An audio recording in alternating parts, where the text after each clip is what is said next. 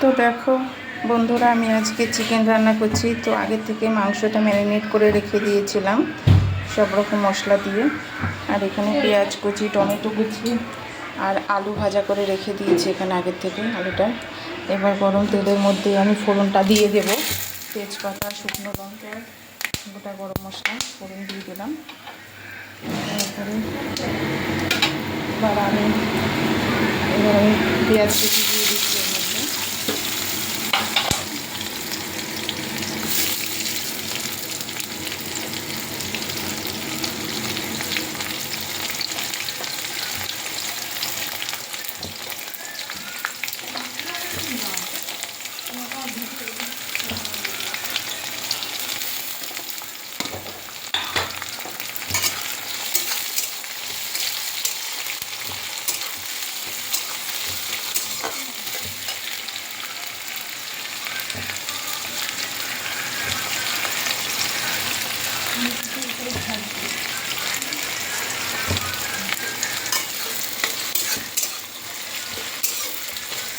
পেঁয়াজগুলো একটু ভালো করে ভাজা ভাজা হোক, তারপর আমি টমেটো দিয়ে দেবো।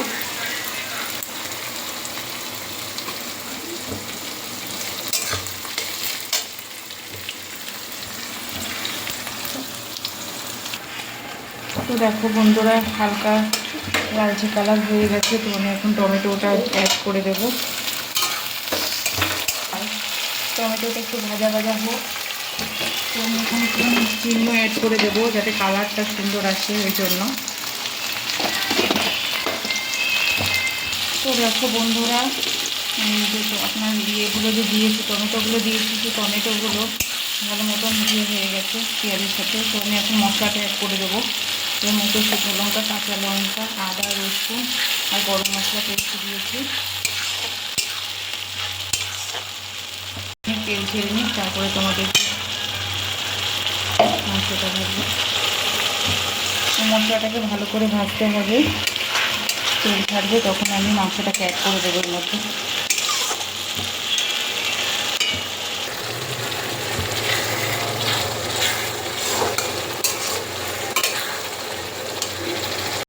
তো দেখো বন্ধুরা, মশলা থেকে তেল ছাড়া শুরু হয়ে গেছে। তো আমি এখন যে চিকেনটা ম্যারিনেট করে রেখেছিলাম, ওই চিকেনটা আমি এখানে অ্যাড করে দিচ্ছি।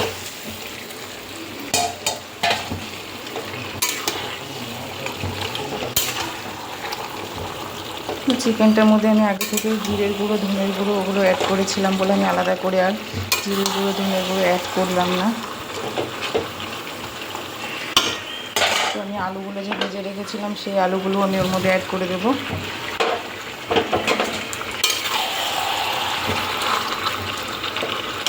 করে আমি এখন ঢাকা দিয়ে দেবো।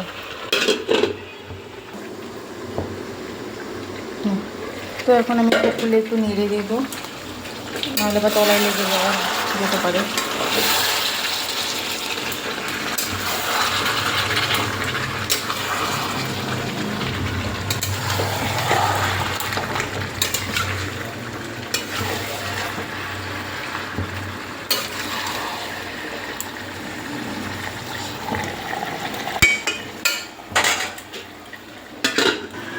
এদিকে দেখো ভাতের জন্য জল গরম বসিয়ে দিয়েছি। আর এদিকে ফ্রাইড রাইসের চালটা ভিজিয়ে রেখেছি, আজকে এই চাল দিয়েই ভাত করব। আর এখানে দেখো লোটে মাছের ঝাল রান্না করেছি, আর পেঁয়াজ দিয়ে তেলাপিয়া মাছের ঝাল রান্না হয়েছে, আর উচ্ছে ভাজা, আর রান্না করেছি আমের চাটনি। তো এই হলো আজকের মেনু।